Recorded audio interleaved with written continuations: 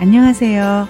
자유교회 이진우 목사가 보내드리는 아침 묵상입니다. 오늘도 예수 그리스도의 향기를 내는 복된 하루가 되시길 바랍니다. 7월 7일 월요일 아침 묵상입니다. 오늘은 왜 하필 예루살렘 왕이라고 소개하는가라는 제목으로 전도서 1장 1절의 말씀 계속해서 묵상합니다. 다윗의 아들 예루살렘 왕 전도자의 말씀이라. 전도서 1장 1절은 전도서의 말씀을 남긴 저자를 소개하는 말씀입니다.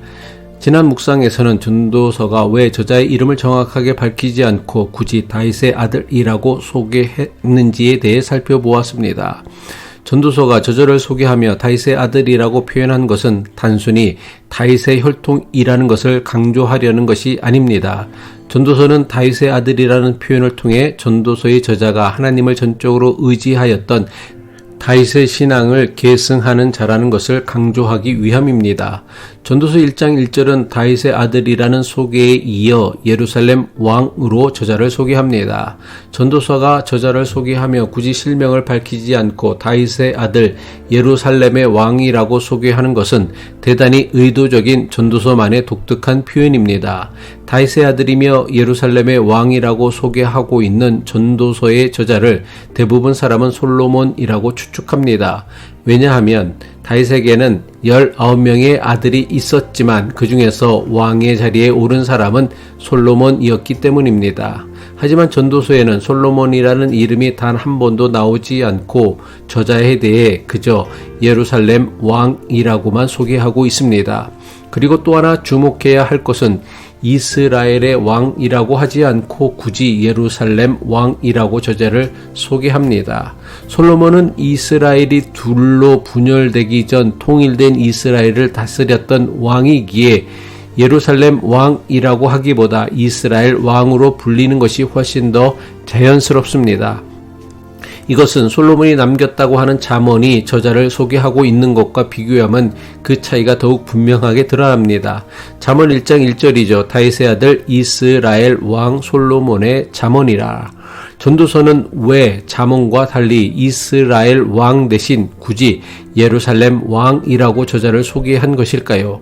예루살렘은 예로부터 오늘에 이르기까지 세계의 화약고로 불릴 만큼 복잡하고 소란스러운 도시입니다.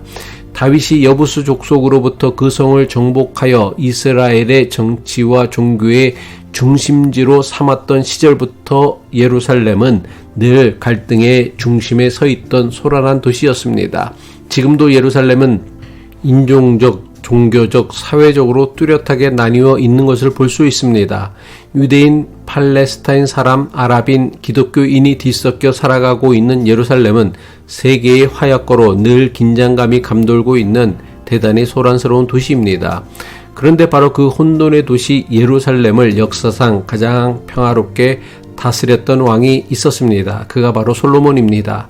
따라서 전도서가 저자를 예루살렘 왕이라고 소개하는 것은 혼란의 한복판에서 지혜로 정의와 평화를 세웠던 탁월한 지도자의 기억을 떠올리게 합니다. 이스라엘의 역사는 이 소란스러운 예루살렘을 지혜로 평화롭게 다스렸던 왕을 솔로몬이라고 기록합니다. 그래서 성경은 솔로몬을 지혜의 왕이라고도 합니다. 전도자를 예루살렘 왕으로 불렀던 까닭은 여기에 있습니다. 전도자는 지혜로 평화를 이루었던 사람, 공의로웠던 사람, 세상살이의 시시비비를 제대로 판결할 줄 알았던 사람이었다는 것입니다. 솔로몬이 예루살렘과 이스라엘 백성을 다스리는 지혜를 어디서 얻었습니까? 바로 하나님께 엎드려 구한 것입니다.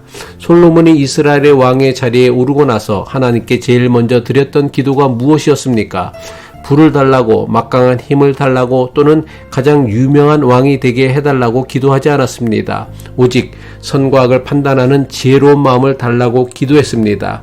그는 자신의 힘이 아닌 하나님의 지혜로 복잡한 예루살렘을 다스리고자 했습니다.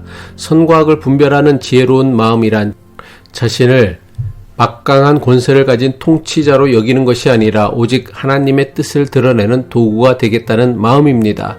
따라서 전도서 1장 1절의 예루살렘 왕이라는 표현 속에는 한 나라의 통치자보다는 하나님 나라의 도구로 쓰임 받으려고 했던 한 지혜자의 겸손이 담겨 있습니다.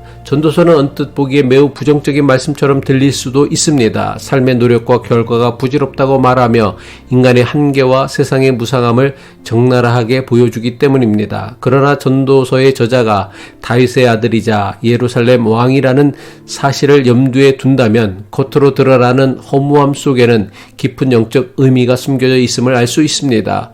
헛되고 헛되니 모든 것이 헛되다고 외치는 전도자의 외침에서 우리는 내 힘으로는 안 되고 하나님의 은총으로 살아야 한다라는 전도자의 솔직한 고백을 들을 수 있어야 합니다.